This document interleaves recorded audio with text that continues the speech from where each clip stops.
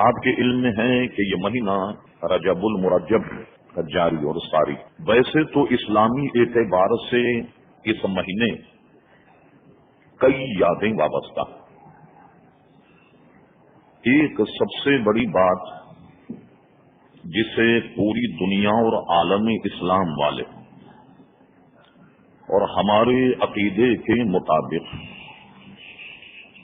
جب سے یہ معجزہ رونما ہوا اس کے بعد سے اب تک اسے منایا جاتا ہے، وہ ہے اس مہینے کی 27ویں شب نبی پاک صاحب لولاق صلی اللہ تبارک و تعالی علیہ وسلم کا سفر معراج، کہ حضور کو اس مہینے کی 27ویں شب معراج کا سفر ہوا. اور اس کی سب سے اہم بات یہ ہے کہ حضور علیہ الصلوۃ والسلام نے 1,24,000 کم و بیش انبیاء کرام علیہم الصلوۃ والسلام کی بیت المقدس میں امامت فرمائی. طبقاً عن طبق آسمانوں پر ہوتے ہوئے سدرا عرش اعلیٰ پہنچے، یہاں تک کہ اپنی پیشانی کی آنکھوں سے اللہ تبارک و تعالیٰ کا دیدار کیا، جسے بطور خاص اہل سنت شب معراج النبی صلی اللہ علیہ وسلم کے عنوان سے یاد مناتے. دیگر عالم اسلام عموماً بر صغیر خصوصاً پاک و ہند کے مسلمان اس مہینے کی 6 تاریخ کو عظیم بر صغیر کے صوفی، اللہ کے دوست، اللہ کے ولی، عطاء رسول، ہند الولی حضور خواجہ غریب نواز رضی اللہ تعالی عنہ کی یاد مناتے. اس کی وجہ یہ ہے کہ سرکار خواجہ غریب نواز رضی اللہ تعالی عنہ کے احسانات بر صغیر پر اتنے ہیں کہ ان کے عرس اور وصال کا موقع ہو، ان کا تذکرہ نہ کیا جائے تو ہمارے نزدیک یہ احسان فراموشی ہوگی. پاکستان ہندوستان میں جتنے بھی مسلمان الا ماشاء اللہ، ان سب کے آباء و اجداد وہی ہیں جنہوں نے حضور خواجہ غریب نواز رضی اللہ عنہ کے دست حق پرست پر اسلام قبول کیا. اور یہ حقائق ایسے ہیں کہ جیسے دن کے 12 بجے آفتاب نکل رہا، جسے کوئی جھٹلا نہیں سکتا. ہم نے مناسب سمجھا بر صغیر کے عظیم صوفی جنہیں خواجہ غریب نواز کے نام سے یاد کیا جاتا ہے، حصول برکت کے لیے ان کا تذکرہ. بہت ممکن ہے کہ ان کی زندگی میں کوئی من چلا یہ کہے کہ اب ان کی تذکرہ اور ان کی زندگی کے حالات بیان کرنے میں کیا فائدہ. تو دیکھیے، جب بھی بزرگان دین کا تذکرہ ہو، سب سے بڑا فائدہ جو حدیث شریف میں ہے وہ یہ ہے کہ صالحین، اللہ کے نیک بندے، اللہ کے دوستوں کا تذکرہ جب کیا جائے تو اللہ تبارک و تعالیٰ کی صرف رحمت ہی نازل نہیں ہوتی، بلکہ اللہ تبارک و تعالیٰ ان کے تذکرے کو ہماری معصیت کے دھلنے کا سبب بنا دیتا. وہ یا ان نیک لوگوں کا تذکرہ کیا جائے، برائیاں دھل جاتی ہیں اور اللہ تبارک و تعالیٰ کی رحمت نازل ہوتی. محترم حضرات، بغیر تفصیل کے کیوں کہ بہت زیادہ اس میں تفصیل اور گھنٹوں ان کی سیرت پر گفتگو کی جائے، ممکن نہیں کہ ان کی زندگی کا احاطہ کیا جائے. صرف ایک شخصیت کو سمجھنے کے لیے چند باتیں جو ضروری ہیں، میں اسی پر اکتفا کرتا ہوں. حضرت خواجہ غریب نواز رضی اللہ عنہ نے یہ اللہ تبارک و تعالیٰ کا امت پر یہ انعام اور اکرام کہ اللہ تعالیٰ جب کسی خطے پر، کسی برادری پر، کسی قریے، کسی شہر، کسی وطن پر جب رحم فرماتا ہے تو ایسے خاصان خدا وہاں بھیج دیتا ہے کہ جن کی وجہ سے اللہ اور اس کے رسول کا نام باقی رہے اور لوگ حق کو قبول کر لیں، اپنے آپ کو جنتی بنا لیں اور جہنم سے بچ جائیں، اس کے اسباب اللہ تبارک و تعالی پیدا فرما دیتا ہے۔ آپ دیکھیے تو ایسی ایسی بنجر سنگلاخ زمینوں پر صوفیہ پہنچے اور انہوں نے اسلام کا پرچم بلند کیا کہ جہاں آپ عزیزان گرامی تصور نہیں کر سکتے کہ کہاں کہاں تک لوگوں نے اپنی صعوبتیں پریشانیوں کی پرواہ کیے بغیر صرف اللہ تبارک و تعالیٰ کی راہ میں ایک مختصر سا بستر اور ایک وقت کا توشہ لے کر نکل گئے، اور اللہ تبارک و تعالیٰ کے ان بندوں کو جو گمراہ تھے اللہ تبارک و تعالیٰ کی ذات سے ملایا اور اسلام سے انہیں مشرف کیا۔ محترم حضرات، میں اب نہیں سمجھتا الا ماشاءاللہ دنیا کا کوئی گوشہ ایسا نہ ہوگا جہاں تک اسلام نہ پھیلا، اور یہ سب ان بزرگان دین ہی کا صدقہ ہے۔ یہ نہیں تو ان کے خلفاء، وہ نہیں تو ان کے خلفاء، ان کے ماننے والے ایک پیار اور محبت عشق کا پیغام لے کر دنیا کے ہر کونے کونے میں لوگ پہنچے، اور یہی وجہ ہے عالم اس وقت پوری دنیا میں اسلام کا ڈنکا عزیزان گرامی بج رہا۔ خواجہ غریب نواز رضی اللہ عنہ کے واقعات کچھ ایسے ہیں کہ جب کوئی بھی شخصیت عالم شباب میں یا بڑھاپے میں یا اپنی آخری عمر میں جب بے انتہا شہرت پائے تو شہرت بعد میں ہونے کی وجہ سے بچپن کے واقعات مفقود ہو جاتے ہیں، یا لوگوں کو پتہ نہیں ہوتا کہ یہ بچہ، یہ شہزادہ، یہ نیک بندہ آگے چلنے کے بعد اتنا ہونہار ہوگا، لہذا ان کے واقعات کو نہ لوگ اکٹھا کرتے ہیں، نہ لوگ اس کو سنوار بنا کر کے کہیں محفوظ کرتے ہیں۔ اس لیے بے شمار بزرگان دین جو ہیں ان کی حالت طفولیت اللہ کے ولایت کے آسمان پر چمکنے سے پہلے ان کی شہرت نہیں ہوتی، لیکن اس میں شک نہیں کہ دنیا کے بے شمار محققین اس کے سراغ میں لگ جاتے ہیں اور بغیر کسی مال و دولت لالچ کے وہ اپنی بے انتہا صلاحیتیں خرچ کرنے کے بعد اس شخصیت کا تعارف ضرور کراتے۔ آئیے حضرت خواجہ غریب نواز کے ابتدائی واقعات کچھ یوں ہیں کہ حضرت خواجہ غریب نواز کے والد ماجد کا نام ہے غیاث الدین حسن، نسب سید ہونے کی وجہ سے سید غیاث الدین حسن کہلائے۔ ان کا شجرہ دو طریقے سے بیان کیا جاتا ہے، جہاں تک ہم نے مطالعہ کیا اس شجرے کو زیادہ فوقیت اور تقویت ملی کہ حضرت خواجہ غریب نواز حضور صلی اللہ علیہ وسلم کے نواسے حضرت امام حسن کی اولاد سے، حضرت غیاث الدین سید جو خواجہ غریب نواز کے والد ماجد ہیں، ان سے لے کر کے صرف 12 واسطوں تک آپ کا سلسلہ نسب حضرت امام حسین سے مل جاتا، اور امام حسین سے اس طریقے سے ملتا ہے جیسے امام حسین ان کے صاحبزادے حضرت امام زین العابدین وغیرہ، ان سے یہ کڑی ملتی ہے، اور صرف 12 واسطوں سے آپ کا نسب جو ہے وہ حضرت امام حسین رضی اللہ عنہ سے ملتا۔ قدرت کا نظام بھی بڑا عجیب و غریب۔ آپ کی والدہ ماجدہ جو ام الورا، یہ ان کی کنیت تھی، مہنور یہ ان کا نام تھا، ان کا سلسلے نسب 12 ہی واسطوں سے حضرت امام حسن رضی اللہ عنہ سے ملتا ہے۔ حضرت امام حسن کے صاحبزادے حسن مصنف جو مشہور ہیں، آپ کا تعلق ان کی اولاد سے ہے۔ 12 واسطوں سے والدہ کا نسب جو ہے امام حسن سے ملا، والد ماجد کا نسب 12 واسطوں سے حضرت علی رضی اللہ عنہ تک پہنچا۔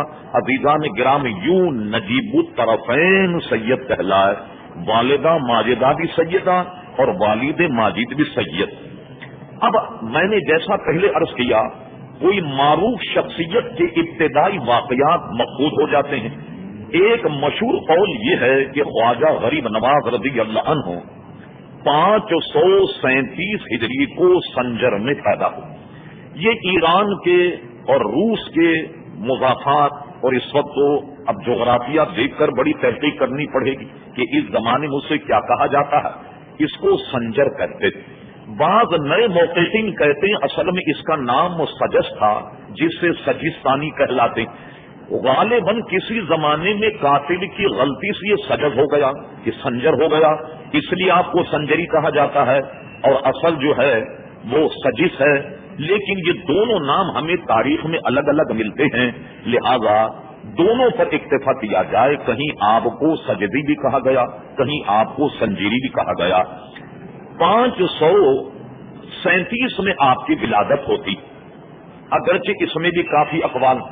بر صغیر کے عظیم محدث حضرت علامہ شیخ عبدالحق محدث دہلوی رحمت اللہ تعالی اپنی زندگی میں بر صغیر کے جتنے بھی اولیاء اور جتنے بھی معروف اللہ کے بندے، ان پر انہوں نے بڑی جستجو، ایک بہت بڑا وقت لگا کر، حالانکہ وہ سیرت ان کا عنوان نہ تھا، نہ تذکرہ ان کا عنوان، مگر محض عقیدت اور محبت کی بنا پر کئی سو اولیاء کرام کے انہوں نے واقعات جمع کیے، اور اس پر انہوں نے ایک کتاب لکھی، اخبار الاخیار. شیخ محقق اتنے پرانے ہیں کہ ان کی تاریخ وصال 1052 ہجری ہے. تو انہوں نے اپنی زندگی میں جو اخبار الاخیار لکھی، تو اخبار الاخیار میں حضرت خواجہ غریب نواز رضی اللہ عنہ کا سن ولادت 527 لکھا ہے، سن وفات 633. ہم نے جب تاریخ کی کتابوں کی جانچ پڑتال کی تو یہی مورخ نے ان کی تاریخ وصال اس عربی کے اس جملے سے نکالی، بغیر عدد کے اسے بیان کر دیا کہ خواجہ غریب نواز رضی اللہ تعالیٰ کی تاریخ وصال اس جملے سے نکلتی ہے. وہ جملہ ہے بدر المنیر. اب اگر اس بدر المنیر کو مان لیا جائے کہ تاریخ وصال ہے، تو ابجد حوث کے اعتبار سے جب حساب کیا جائے تو بدر المنیر کے عدد جو ہیں یہ 537 بنتے ہیں. ہو سکتا ہے کوئی معروف قول شیخ محقق نے لے لیا، اور بعضوں کے نزدیک 27 اور بعضوں کے نزدیک 37 ہے. لیجیے صاحب، اب یہ جب سجس میں اور جناب سنجر میں جب پیدا ہوئے، تو پیدا ہونے کے بعد تقریباً آپ کی عمر 10-12 برس کی رہی ہوگی. مسلمانوں کے خلاف، اسلام کے خلاف ایک ایسا فتنہ دنیا میں برپا ہوا جیسا کہ اس زمانے میں یہودیوں کا، یہ امریکیوں کا ہے کہ جہاں بھی پہنچ جائیں مسلمانوں کا قتل عام، اور مسلمانوں کا جو حال وہ کرتے ہیں آپ خوب جانتے ہیں. تو اس طرح اس زمانے میں فتنہ پھیلا تاتاریوں. یہ تاتاریوں کے فتنے میں 1-2 نہیں لاکھوں علماء کو قتل کر دیا، 1000-2000 نہیں لاکھوں اسلامی کتب جو ہیں ان کو دریا برج کر دیا. بڑے بڑے نایاب قسم کے علماء کی تفسیر اور کتب فقہ جو ہیں ان کو آگ لگا دی، مسلمانوں کو لوٹا. وہ قتل عام ہوا کہ حضرت خواجہ غریب نواز کے والد ماجد نے امن و امان کے اعتبار سے اپنا آبائی وطن چھوڑ کر آپ بغداد شریف آ گئے. بغداد شریف جب آئے، ایک روایت تو یہ ہے کہ دوران سفر جب آپ شام میں ٹھہرے تو شام میں آپ کا انتقال ہو گیا غیاث الدین حسن کا، اور کہتے ہیں کہ شام میں ان کا مزار. ایک روایت یہ ہے کہ جب آپ بغداد شریف آئے تو بغداد شریف میں حضرت غیاث الدین کا وصال ہوا، اور اس وقت خواجہ غریب نواز کی عمر شریفہ 11 اور 12 سے لے کر 15 سال کی رہی ہوگی. آپ کا وصال ہوا. بغداد شریف جب ہم پہنچے تو وہاں کے کچھ معقول علماء جو اولیاء اور صوفیاء سے محبت رکھتے تھے، ان سے ہم نے تذکرہ کیا کہ ہم نے اپنی کتابوں یہ پڑھا، اور بعض مورخین نے لکھا کہ امام اعظم ابو حنیفہ رضی اللہ عنہ کے مزار پر انوار پر، کہ جن کی نسبت سے ہم حنفی کہلاتے ہیں، ان کے مزار سے متصل ایک بہت بڑا قبرستان ہے جس میں ہزاروں اولیاء آرام فرما رہے ہیں، جس میں ہمارے سلسلے حضور غوث اعظم رضی اللہ عنہ کے اوپر کے پیر اور مشائخ میں سے حضرت شیخ شبلی رضی اللہ عنہ کا مزار، الحمدللہ ہم نے وہاں حاضری دی. وہاں لوگوں سے پوچھا تو بتاتے تھے، وقت اتنا نہ تھا، کہ یہاں ایک مزار ہے جو ملا حسن کے نام سے موجود ہے، اور یہ ملا حسن جو ہیں یہی حضرت خواجہ غریب نواز رضی اللہ عنہ کے والد ماجد. غرض کہ بغداد میں جب آئے، یہ فتنہ تاتاریوں کا بھی بغداد نہیں پہنچا، امن و امان تھا. ایک باغ تھا جسے حضرت خواجہ غریب نواز اسے سینچا کرتے، اسی میں بیٹھ کر اللہ اللہ کر کے اور اس طرح دل بہلا کر زندگی کے ایام گزار رہے. اللہ تبارک و تعالی جب کسی پر مہربانی فرمائے تو عزیزان گرامی اس طریقے سے اس کی رہنمائی فرماتا ہے کہ وہاں بغداد شریف کے ایک بزرگ تھے جو مجذوب تھے، جن کا نام ابراہیم قندوزی بتایا جاتا ہے۔ بعد میں نے معتبر تاریخوں میں ابراہیم قلندری بھی پڑھا، لیکن تقریب اس کو ہے کہ ان کا نام ابراہیم قندوزی ہے، اس لیے کہ لفظ قلندر پر جب ہم نے تحقیق کی تو جناب لفظ قلندر نہ ہمیں تصوف کی کسی اصطلاح میں ملا، نہ شریعت اور طریقت کی کسی اصطلاح میں ملا۔ البتہ یوں شعراء نے لفظ قلندر جو ہے وہ اس کو مشہور کر دیا، اقبال نے بھی اپنے کلام میں جگہ جگہ لفظ قلندر جو ہے وہ اس کا استعمال کیا، اور عام طور پر عوام میں لفظ قلندر کے معنی یہی ہیں جس نے دنیا سے تعلق ختم کر لیا ہو اور آخرت کی راہ پر لگ گیا، اور دنیا کی جہو و حشمت سے وہ گویا کسی کو خاطر میں نہیں لاتا، محض اللہ سے لو لگا لے، عموماً لوگ اس کو قلندر کہتے۔ تو ہمارے نزدیک اس فقیر کے مطالعے میں جو ہے وہ ابراہیم قندوزی زیادہ مشہور۔ حضرت خواجہ غریب نواز کی عمر شریفہ ایک محتاط اندازے کے مطابق صرف 12 یا 15 رہی ہوگی اور والد کا انتقال ہو گیا۔ ابراہیم قندوزی باغ میں آئے، مجذوبوں کا انداز کچھ اور ہوتا۔ جب یہ باغ میں آئے تو حضرت خواجہ غریب نواز کو اولیاء اللہ کے نیک بندوں کی محبت و ورثے میں ملی۔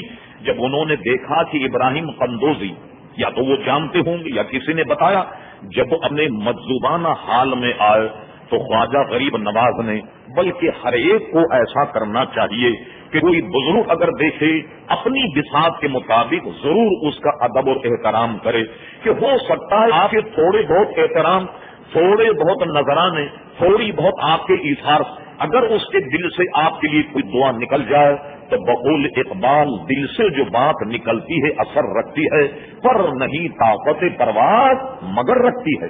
اس لیے ہو سکتا ہے حضرت خواجہ غریب نواز عموماً صوفیاء کا معمول رہا کہ گودڑی یا رومال اپنے کندھے پہ رکھتے، اور ان کا معمول یہ ہے کہ کہیں لیٹنا ہو تو اسی کو بچھا لیتے، اور اگر سردی ہو جائے تو زمین پہ لیٹ کر اس کو اوڑھ لیتے، اور نماز کے وقت میں اس کو جائے نماز بنا لیتے، سردی کے موقع بطور شال اس کو اوڑھ لیتے۔ تو ایک رومال خواجہ غریب نواز کے کندھے تھے، آپ نے جب ابراہیم قندوزی کا آتے ہوئے دیکھا، اپنا فوراً کندھے سے رومال نکال کر ان کے اہتمام سے بچھایا، بچھانے کے بعد بڑے ادب احترام سے انہیں بٹھایا، اور بچھانے کے بعد اس دور کے موسم کے اعتبار جو کچھ پھل فروٹ تھے وہ سب حضرت کی بارگاہ میں رکھ دیے۔ یہ فرما جیسا چاہے، مجذوبوں کا حال، مجذوب تو جذب سے مشتق ہے، ان کا حال بڑا عجیب ہوتا۔ انہوں نے کچھ کھایا، کچھ پھینکا، اور اچانک جلال میں کھڑے ہوئے، ایک جھولی ان کے پاس تھی، جیسے عام فقیروں کے تذکروں میں آپ نے پڑھا ہوگا، جیسے آج کل ہم لوگ تو کوئی بہترین قسم کا بریف کیس یا شاندار قسم کا تھیلا رکھتے، اس زمانے کے صوفی ایک سادی سی جھولی اپنے پاس رکھ لے۔ انہوں نے جھولی میں سے ایک ٹکڑا نکالا، وہ ٹکڑا یا تو کھلی کا تھا یا سوکی ہوئی روٹی کا تھا، وہ ٹکڑا لے کر انہوں نے خواجہ غریب نواز کو عطا فرما دیا۔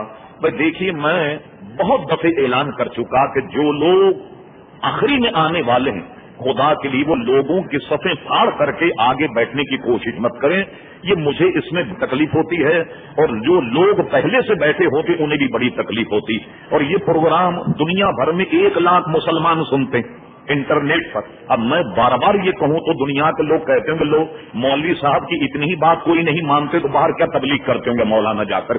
تو خدا کے لیے کسی کو تکلیف مت پہنچائیں، آخری میں آ کر پہلی صف میں بیٹھ جانا یہ اچھا نہیں، اس سے پرہیز کیجیے گا۔ درود شریف پڑھی، دیکھیے سلسلہ ظاہر گفتگو کا منقطع ہو۔ اللہم صلی اللہ سیدنا مولانا محمد معود الجود والکرم وآلہ وبارک وسلم صلاۃ و سلام علیکہ سیدی یا رسول اللہ۔ کھلی کا ٹکڑا انہوں نے نکالا، نکالنے کے بعد حضرت خواجہ کو دے دیا۔ حضرت خواجہ یہ نہ دیکھا کہ کچھ سوکھی روٹی کا ٹکڑا ہے یا کھلی کا ٹکڑا ہے، اللہ کے نیک بندے کا عطیہ سمجھ کر اسے تناول فرما لی۔ بس اس کا کھانا تھا کہ وہ ایسا کیمیا ثابت ہوا کہ اول تو پہلے ہی خواجہ غریب نواز کا دل دنیا سے اچاٹ ہو گیا تھا، اس کے کھانے کے بعد تو دل دنیا سے بالکل اچاٹ ہو گیا۔ آپ نے دیکھا ہوگا یہ آپ کا تجربہ ہوگا، مجھے تو اس کا تجربہ۔ عزیزان گرامی، جب کوئی آدمی اپنے سامنے ہزاروں کو قتل ہوتا ہوا دیکھے، ہزاروں کی عزت کو لوٹتا ہوا دیکھے، چھوٹے چھوٹے بچوں کو مارتا ہوا دیکھے، مرتا ہوا دیکھے، تو آدمی کا ذہن یہ آتا ہے دنیا تو بالکل دیکھا، آج اس کی باری تو کل میری باری، تو یہ دنیا سے جی اچاک ہو جاتا۔ میں نے اس لیے کہا کہ میں حیدرآباد دکن کا رہنے والا ہوں، سقوط حیدرآباد دکن میرے سامنے ہوا، میں اس وقت بہت سمجھدار تھا، 48 سن میں میں بہت سمجھتا تھا، آج بھی مجھے یاد کہ لوگوں کو اس طریقے سے قتل کیا گیا، گردنیں کاٹ کر کے ان کے بال پکڑ کر درخت سے لٹکا دیے گئے تاکہ مسلمان دیکھیں کہ ہندوؤں کے دشمنوں کے ساتھ کیا سلوک ہوتا۔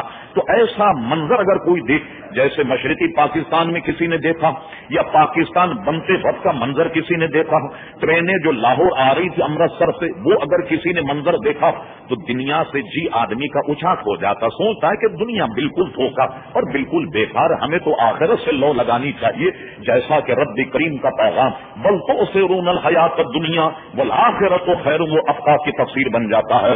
خواجہ غریب نواز کا جی تو پہلے سے اچاک ہو گیا، اب جی بالکل دنیا سے اچاک ہو گیا۔ عزیزان گرامی، ایک روایت میں ہے خواجہ غریب نواز کے 2 بھائی اور باوجود ساری لائبریریوں کے تلاش کے ہمیں ان دونوں بھائیوں کا تذکرہ کہیں نہیں ملا۔ آپ کی والدہ ماجدہ کا وصال غالب گمان یہی ہے کہ بغداد شریف یا کہیں ہوا۔ اب ہمیں اتنا ثبوت ملتا ہے کہ خواجہ غریب نواز اپنے تمام باغ، پنچکی جو آپ نے سنی ہوگی کہ جو پانی کے سر سے چلتی، ان سب کو آپ نے فروخت کر دیا۔ فروخت کرنے کے بعد اکثر حصہ اس کا فقیروں پر صدقہ کر دیا۔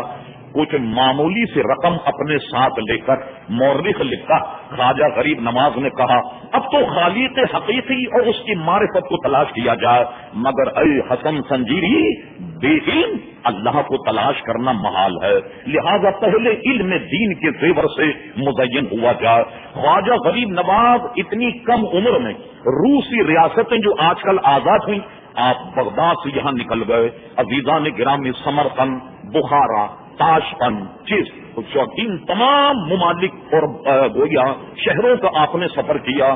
عزیزان گرامی، جہاں کوئی ماہر استاد نظر آیا خواجہ غریب نواز اس کے پاس گئے، زانو ادب طے کیا۔ آپ نے کہیں حدیث کا علم حاصل کیا، کہیں تفسیر کا، کہیں سے اصول تفسیر، کہیں سے اصول حدیث، کہیں سے اسماء الرجال، کہیں سے فقہ، اور فقہ میں امام اعظم ابو حنیفہ کے مقلد تھے حضرت خواجہ غریب نواز۔ ہم اور آپ بھی حنفی ہیں، ایک یہ مناسبت بھی، تو غرض یہ کہ فقہ حنفی کے ماہرین سے علوم سیکھا۔ تمام علوم میں مہارت کے بعد ہمارے جتنے مشائخ پہلے علم سیکھتے، اب کامل صوفی کی تلاش میں نکل جاتے، تاکہ کوئی ایسا کامل صوفی کہ جن کا تعلق اللہ تبارک و تعالیٰ کے دربار سے کرا دے، ایسے صوفی کی تلاش میں عزیزان گرامی برسہ برس علماء جو ہیں وہ سیاحت کرتے ہیں اور گھومتے ہیں اور ایک ایک آدمی کو پرکھتے ہیں کہ کس کے ہاتھ میں ہاتھ دیا جائے۔ اس لیے کہ تصوف کے علماء یہ کہتے ہیں کہ جب کسی کے ہاتھ میں ہاتھ دے دیا جائے وہ ایسا ہے کہ گویا وہ اس کے ہاتھ پر بھی بک گیا۔ اگر صحیح معنی میں آج کل تو رواج ہو کر کے رہ گیا، جو ذرا اجلا پجلا آدمی نہ پھر اس سے مرید ہو جائیں، جو اس سے ذرا گورا نظر آئے پھر اس کے مرید ہو جائیں، ذرا کوئی اس سے اجلا نظر آ جائے پھر اس کے مرید ہو جائیں گے۔ تو ایسا نہیں ہے، جب ہاتھ میں ہاتھ دے دیا فرما کہ گویا وہ بک گیا۔ خواجہ صاحب نے بڑا وقت لگایا، ان تمام ریاستوں میں گھومنے کے بعد آپ کا گزر ایک مرتبہ ہرون دونوں طرح پڑا جاتا ہے، وہاں گئے۔ وہاں سلسلے چشت کے ایک بزرگ تھے حضرت عثمان۔ حضرت عثمان کا سلسلہ یعنی حضرت عثمان ہارونی سے لے کر حضرت علی رضی اللہ عنہ تک تقریباً 15 واسطوں سے پڑتا، 15 واسطوں۔ انہیں چشت کس لیے کہا گیا، اس میں مختلف اقوال۔ ایک روایت مشہور یہ ہے، حضرت عثمان ہارونی کے اوپر چھٹے پیر و مرشد جو تھے ان کا نام تھا ابو اسحاق، یہ شام کے رہنے والے، ہم ریاستوں میں آ گئے۔ روس میں ایک خطہ ہے جو چشت کے نام سے معروف اور مشہور ہے، ان کے آباء و اجداد شاید وہاں آئے اور وہاں پیدا اور وہاں رہنے کی وجہ سے حضرت ابو اسحاق شامی یہ چشتی کہلائے، اسی لیے خواجہ غریب نواز کا سلسلہ جو ہے وہ چشتی مشہور ہوا، حضرت ابو اسحاق شامی چشتی رحمت اللہ تعالی علیہ کے واسطے۔ اب ان کی ملاقات جو ہے وہ حضرت عثمان ہارونی سے ہوئی جو ہرون کے رہنے والے تھے۔ ایک بات تو یہ، اسی طریقے سے حضرت خواجہ غریب نواز رضی اللہ کے کچھ ملفوظات ہمیں انیس الارواح میں ملتے، تو انیس الارواح میں خواجہ غریب نواز کا ایک ملفوظ ہمیں یہ ملتا جس سے یہ پتہ لگتا ہے کہ خواجہ غریب نواز کہتے ہیں میں بغداد میں تھا اور میرے شیخ بغداد میں تھے، اور جب حضرت جنید بغدادی جو بغداد شریف کے بڑے معروف صوفیہ اور حضور غوث العظم کے پیر و مرشد میں سے ہیں، ان کا مزار، ان کے مزار سے متصل ایک مسجد ہے، تو حضرت خواجہ غریب نواز فرماتے ہیں میں حضرت جنید بغدادی کے مزار سے متصل ایک مسجد ہے، میں وہاں حضرت عثمان ہارونی سے بیعت ہوا۔ اب اس میں تطبیق اور میل یوں قائم کیا جا سکتا ہے کہ ملاقات تو روس میں ہرون میں ہوئی اور وہ ساتھ رہے، اور ساتھ رہنے کے بعد جب بغداد کا سفر ان کے پیر و مرشد نے کیا تو حضرت جنید بغدادی کے مزار سے متصل جو مسجد تھی اس میں حضرت خواجہ غریب نواز اپنے پیر سے بیعت ہوئے۔ ذرا تمام واقعات کو قطع نظر کرتے ہوئے 20 برس اپنے شیخ کی خدمت میں خواجہ غریب نواز نے گزارے، اور ان کا کام کیا تھا؟ شیخ جب تبلیغ اور اصلاح کے دورے پر نکلتے ان کا سامان نہایت عاجزی کے ساتھ اپنے کندھے اور اپنی ان کی گٹھری سر پہ رکھتے، جب ان کو ضرورت ہو تو ان کے نالین، ان کی جوتی، ان کے جوتے پیش کرتے، جب وہ مسجد جاتے ان کو اپنے پاس رکھتے، پورے راستے اور سفر میں حضر میں ان کی خدمت کرتے۔ اور ایک روایت یہ ملتی ہے کہ آپ کے پیر و مرشد نے کہا کہ تم میری ہی خدمت میں رہا کرو۔ 20 برس کا عرصہ پورا گزر گیا، اللہ اکبر۔ 20 برس کے عرصے کے بعد حضرت خواجہ غریب نواز رضی اللہ عنہ کے شیخ حضرت عثمان ہارونی نے خرق خلافت، اور خلافت سے ان کو جو ہے وہ عزیزان گرامی ان کے قلوب کو منور فرما اور یہ ذمہ داری ان پر دی۔ اس زمانے میں صوفیہ ایک 4 کونے والی ٹوپی استعمال کرتے تھے جس کو قلے چہاری بھی کہلایا جاتا تھا، چہار قلا بھی اس کو کہتے تھے۔ شیخ نے وہ ٹوپی ان کے سر پر رکھی اور رکھنے کے بعد ان کو خلافت دی۔ ایک روایت یہ ہے کہ وہ ان کو لے کر کے مکہ مکرمہ آئے، بیت الشریف کا طواف کیا، اور طواف کرنے کے بعد بظاہر تو یہ طریقہ بڑا عجیب، مگر صوفیہ کا معمول ان کا ہاتھ پکڑ کر اور بیت اللہ شریف کا طواف کرنے کے بعد آسمان کی جانب بلند کیا اور یہ کہا اے اللہ تبارک و تعالی، میں نے اس کو اپنی تعلیم اور تمام تصوف طریقت کے زیور سے اس کے سینے کو بھر دیا، اب اسے تو اپنے دربار میں قبول فرما لے۔ روایت میں یہ ہے غیب سے آواز آئی، گویا کسی فرشتے نے کہا ہوگا کہ اللہ تبارک و تعالیٰ نے انہیں اپنے دربار میں قبول کر لیا۔ میں جب حیدرآباد دکن تقریباً میرا خیال 68 میں جب میں گیا، وہاں ایک بہت بڑی لائبریری ہے جو کتب خانہ آصفیہ کہلاتی۔ میر عثمان علی خان، میر محبوب علی خان نے اس بنجر دور کروڑوں روپے خرچ کر کے اس لائبریری کو بنایا۔ آپ اندازہ لگائیے کہ شاید آپ 1 مہینے اگر اس کا دورہ کریں تو شاید آپ کتابیں نہیں گن پائیں گے، اتنی بڑی لائبریری۔ میں وہاں قلمی شعبے میں گیا کہ مجھے یہ معلوم تھا کہ امام راضی، امام غزالی کو قلمی کتابیں یہاں، مجھے وہاں ایک تذکرہ محدث ملا جو قلمی تھا۔ تذکرے محدثین کے اوراق جب ہم نے الٹے تو آپ کو تعجب ہوگا، اس میں خواجہ غریب نواز کا تذکرہ مکہ کے محدثین میں ہمیں ملا کہ حضرت خواجہ غریب نواز جب مکہ میں رہے تو حرم شریف میں علماء مکہ کو 1 سال تک درس حدیث خواجہ غریب نواز نے پڑھایا۔ اس سے انداز لگائیے خواجہ غریب نواز کا علمی مقام۔ یہاں آنے کے بعد حضور کے روضے انور پر حاضری دی، جیسے کہ عام حاجی اور غائب آتا ہے جاتا ہے، آتا ہے جاتا ہے۔ یہ ایک بارگی جب پیارے مصطفیٰ کے دربار میں پہنچے، سمجھ لیجیے تاریخ کے اوراق گردانی سے کہ پیارے مصطفیٰ نے بر صغیر میں مبلغ کی حیثیت سے خواجہ غریب نواز کو نامزد کر دیا۔ اب جب حاضری دی تو میرے آقا نے فرمایا حسن سنجیری، تم آج سے معین الدین ہو اور ہم نے تبلیغ کے لیے تمہارا ہند میں انتخاب کر دیا، اور جاؤ مدینے شریف سے خلق کثیر کو ظلمات ضلالت سے نکالو۔ اب حضرت خواجہ غریب نواز ظاہر جو راستے اس زمانے میں ادھر سے ہوتے ہوئے ایران، افغانستان، لاہور سے ہوتے ہوئے آپ اب جانا چاہتے تھے دلی اور اجمیر کی جانب، جیسا کہ بعد کے واقعات۔ لاہور جب پہنچے بڑے حیران ہو گئے کہ کچھ لوگ امامہ باندھے ہوئے، ٹوپی پہنے ہوئے، نماز کے نشانات ان کے چہرے پر ہیں۔ تو یہ بڑے تعجب میں کہ یہ کیا اسلام یہاں آ گیا؟ حالانکہ اسلام تو یہاں محمود غزنوی اور اس کے بیٹے سلطان مسعود اور اس سے پہلے بھی اسلام آ گیا. محمد بن قاسم کا پہلا حملہ سندھ پر، یہ تو پہلی صدی کا آخری حصہ. اسلام تو اس خطے میں آ گیا، مگر یہ اتنا زیادہ لوگوں کو انہوں نے مسلمان چہروں کو دیکھا تو تعجب ہوا. یہ کیا معاملہ، یہ کیا سلسلہ؟ وہاں کے صوفیاء نے بتایا کہ حضور یہ تو 600 ہجری کا دور ہے، کیونکہ دارالشکن حضرت خواجہ غریب نواز کی حاضری حضرت داتا گنبش علی حجویری پہ 600 ہجری کو لکھا. غرض یہ انہوں نے کہا یہ کیا معاملہ؟ کہا آپ سے پہلے ایک ہستی یہاں آ کر کے گئے ہیں جن کا نام سید علی حجویری ہے. یہ امامے، یہ ٹوپیاں، یہ داڑیاں، یہ انہی کی برکت. خواجہ غریب نواز داتا صاحب کے مزار پر آئے، حیران رہ گئے اتنی بڑی ہستی کو دیکھ کر. اور روحانی تعلق کو تو اب جانتی ہیں، دنیا دار جب دنیا دار کو دیکھ کر پہچان لیتا ہے کہ یہ کون ہے، داروں کا کیا حال ہوگا. سمجھ گئے کہ یہ صاحب حال اور قال بزرگ ہیں. 40 دن چلا کرنے کے بعد سوچے کہ شاید داتا صاحب کچھ عطا نہیں فرمائے. جب بوریا بستر باندھ کر جناب نقل مکانی رخت سفر باندھا، اسی رات داتا صاحب خواب میں آ گئے. فرمایا حسن سنجیری، تم ذہن سے یہ بات نکال دو کہ ہم دینا نہیں چاہتے، بلکہ تمہاری عبادت اور ریاضت ہمیں اتنی پسند تھی کہ آنے والے آدمی کو پہلے دے دیں، پھر وہ کب رکتا، اس لیے ہم ہاتھ روکے ہوئے تھے. تمہارے ذہن میں جب شکوہ آیا تو لو آج تو ہم تمہیں عطا کرنے آئے. خواجہ غریب نواز نے جھولی پھیلائی. داتا صاحب نے کیا دیا میں کیا بتاؤں، میرے پاس تو کوئی الفاظ نہیں، کوئی اردو متن نہیں کہ میں اس کو اردو کا جامہ پہناؤں. خود خواجہ صاحبی کی زبان یہ پتہ لگ گیا کہ گن بخشی فیض عالم مظہر نور خدا نافسارا پیر کامل آرا رہنما. کہتے ہیں دیا اتنا، اللہ اکبر، خزانہ دے دیا، اٹھا کر کے پورا خزانہ دے دیا داتا صاحب نے.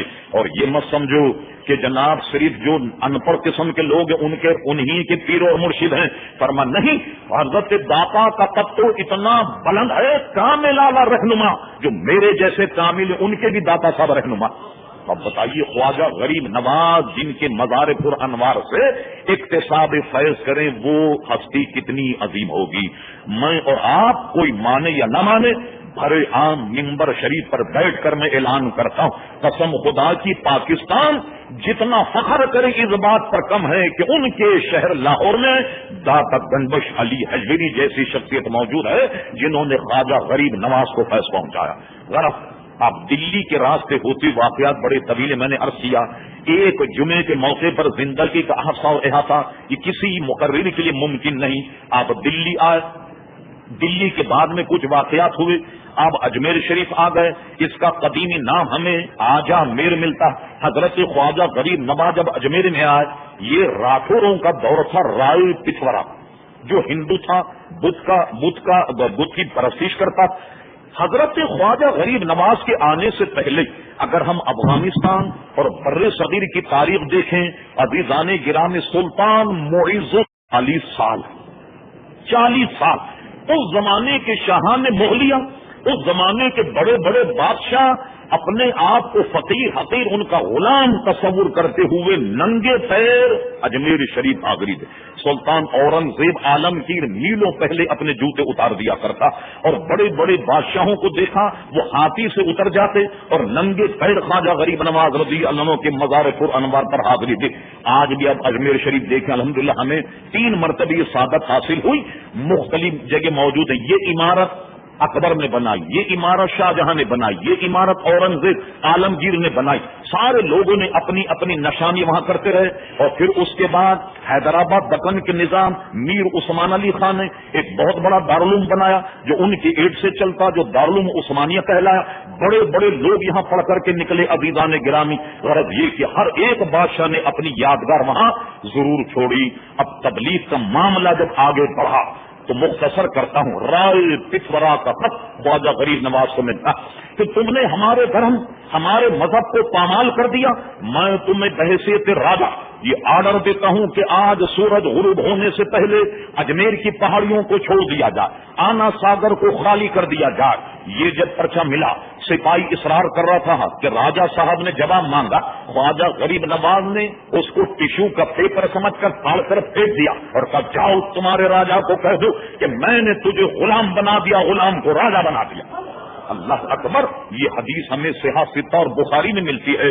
نبی کریم علیہ السلام نے ارشاد فرمایا بعض خاصان خدا ایسے ہوتے ہیں دنیا میں اگر تم ان کا حلیہ دیکھو تو پاس بیٹھنے سے کتراؤ, اپنے پاس انہیں نہ بٹھاؤ, مگر اللہ کے نزدیک ان کا مقام یہ ہوتا کہ وہ کسی بات پر قسم کھا بیٹھیں کہ قسم خدا کی ایسا ہوگا, اللہ تعالیٰ ان کی قسموں کو پورا کرتا, یعنی وہ کر دیتا جو ان کی زبان اور دہن سے نکلتا. میں جاؤ تمہارے راجا کو غلام اور غلام کو راجا بنا دیا. اچانک یہ وہ دور تھا کہ شہاب الدین غوری اپنی پورے لاؤ لشکر کے ساتھ اجمیر پر حملہ کر دیتا اور اجمیر کو سر کرنے کے بعد راجا کو گرفتار کر لیا اور راجا کو گرفتار کرنے کے بعد اس کا غلام تھا قطب الدین ایبک. آپ میں اگر گویا جستجو کیسے کی تو آپ نے دیکھا غالباً آج سے شاید 30 یا 25 برس پہلے قطب الدین ایبک کا مزار لاہور میں دریافت ہوا اور اس کے بعد ایک گھر میں تھا اور اس کے بعد اس کو شاندار طریقے سے بنا دیا. قطب الدین ایبک شہاب الدین غوری کا غلام تھا. اس نے غلام کو کمان دی اجمیر شریف کی اور راجا کو غلام بنا دیا. اب آن کر کے دیکھا تو حال یہاں بڑا مختلف. جب پہلے حملہ کیا تو کوئی دینداری نہ, لیکن اب تو لوگوں کے سروں پر ٹوپیاں, لوگوں کی طرف پر امامے. پوچھا یہ کیا معاملہ؟ انہوں نے کہا آپ سے پہلے اللہ کا ایک بندہ آن کر کے بیٹھ گیا آنا ساگر پر. یہ سب اسی کی تبلیغ کے آثار. سلطان شہاب الدین غوری جب پہنچا آنا ساگر, نماز عصر ہو رہی. نماز عصر ہونے کے بعد خواجہ صاحب نے سلام پھیرا, دعا کے لیے جب مقتدی حضرات کی طرف جب رخ کیا, شہاب الدین غوری جب دیکھا عرش عرش پر اٹھا. قسم خدا کی یہی بزرگ ہیں جو میرے خواب میں آن کر کہے دیکھے کہ معز الدین اب کی مرتبہ ہندوستان پر حملہ کر, اللہ تعالیٰ کی مدد تیرے ساتھ ہو. بڑی عقیدت سے ملا. ملنے کے بعد قطب الدین ایبک کو کہا خواجہ غریب نواز کے میت میں ان کے یہاں ایک بہترین وہ فوجی دستہ ہونا چاہیے جو ان کی حفاظت کرے.